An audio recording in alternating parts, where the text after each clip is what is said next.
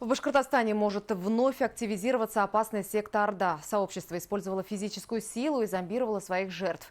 2 филиала деструктивной организации были закрыты через суд в марте этого года.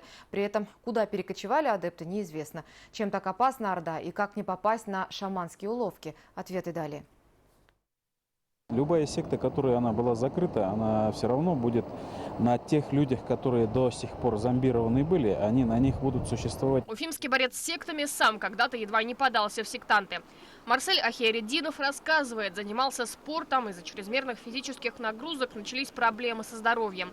Знакомая рассказала про некое сообщество, в котором якобы должны были вылечить все болезни. На деле постукивание хлыстом, поклонение духам умерших родственников и окропление водой, которую адепты называли святой.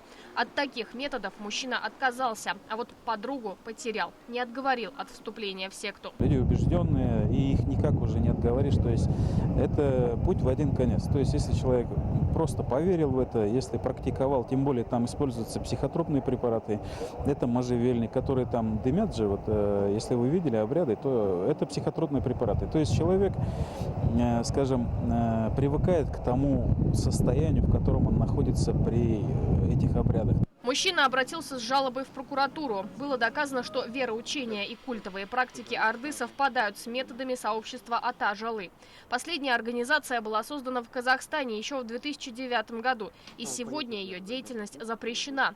В России за последние годы были выявлены несколько десятков филиалов Орды.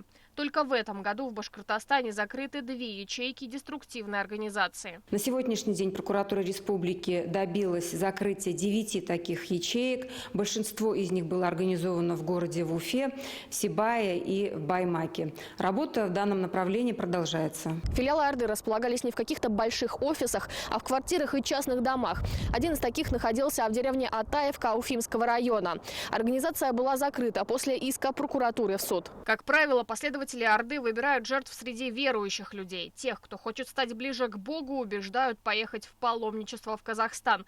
Перед этим везут в пригород Уфы, якобы по святым местам. Из людей попросту выкачивают деньги. При этом, по рассказам бывших адептов, в обрядах используется Коран. С Ордой сектантов нужно бороться, настаивает мечеть. На самом деле в исламе только 3 места, а посещение как паломничество можно только в Каабу.